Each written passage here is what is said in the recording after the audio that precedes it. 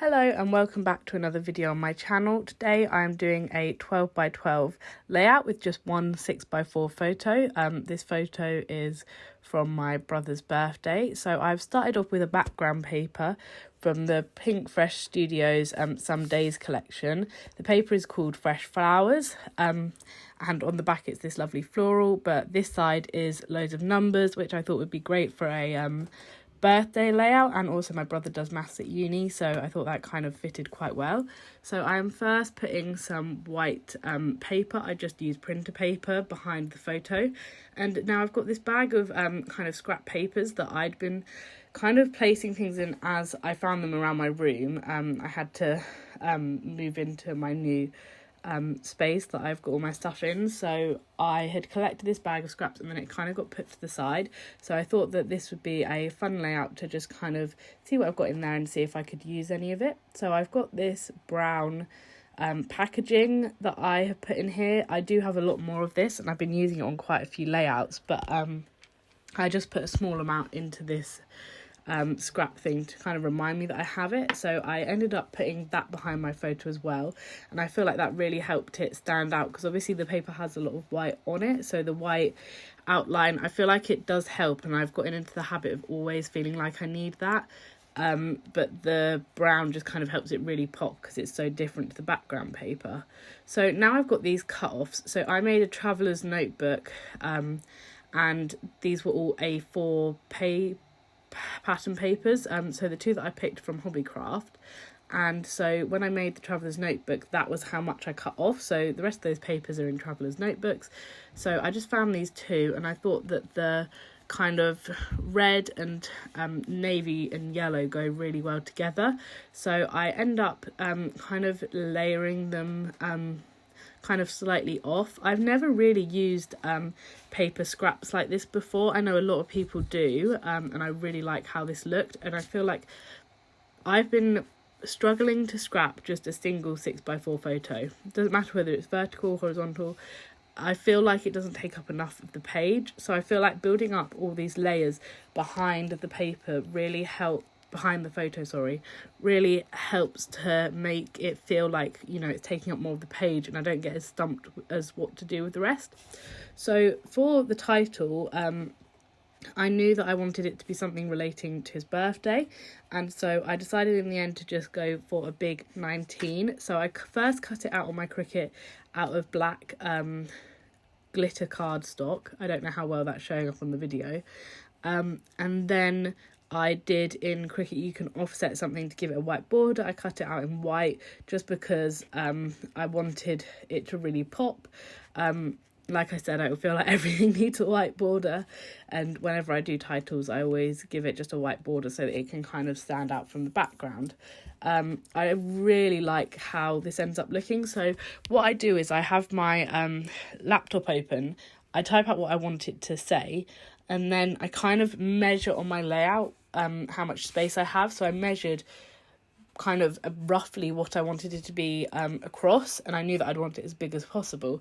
So that way I can really get the numbers and titles that I create to be the right size. So now I'm really happy with how this is looking.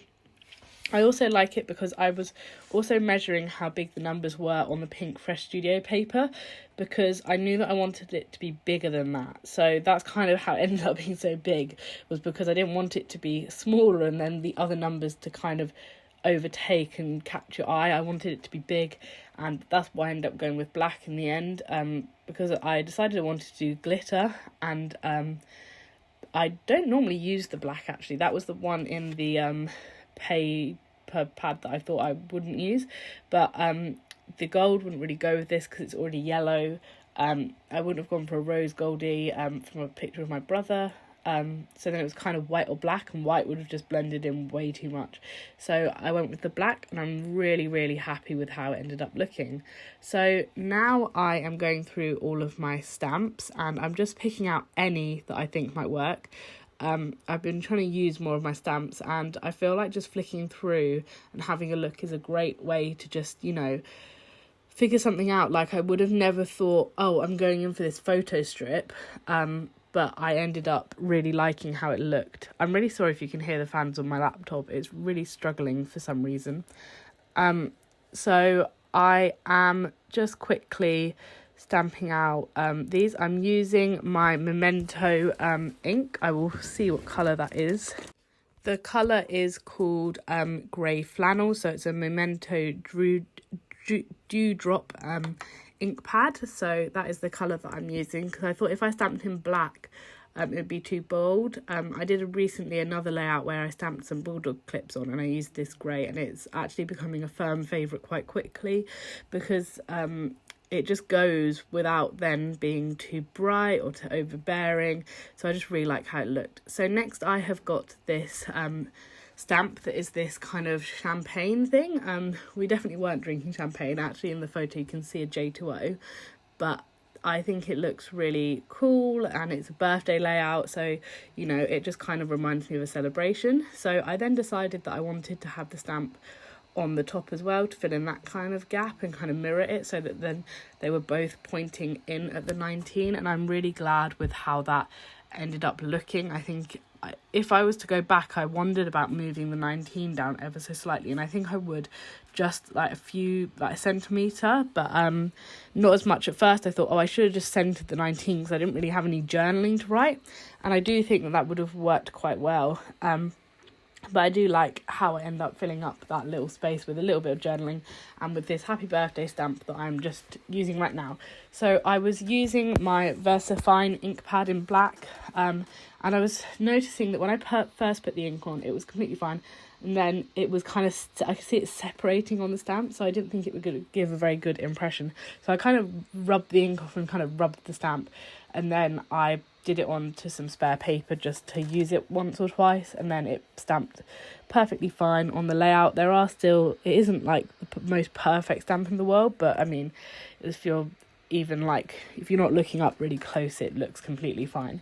So now I'm just adding in like the tiniest little journaling, just saying basically one of my like key sentences that I add in all my journaling is, we are doing this and we had a really great time, or we had a lovely time, just because it kind of adds a bit, but you haven't really said anything, but I just think that it, you know, makes the page look a lot nicer.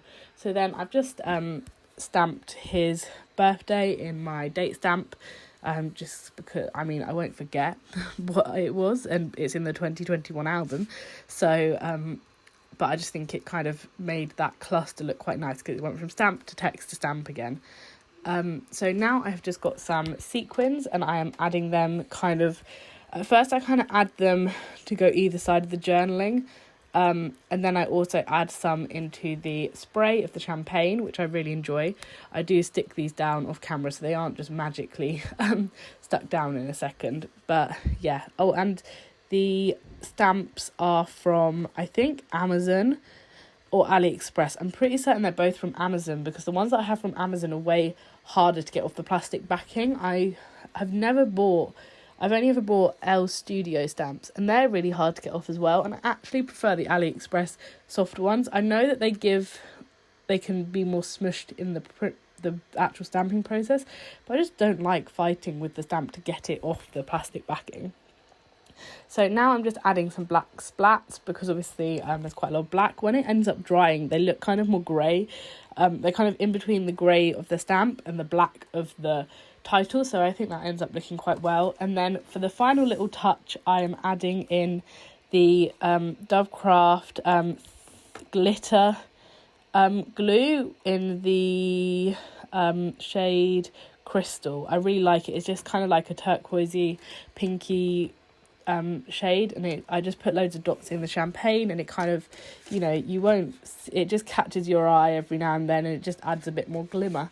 So I hope you enjoyed this process video. Please comment down below your favourite part of it, and I will hopefully see you in the next video.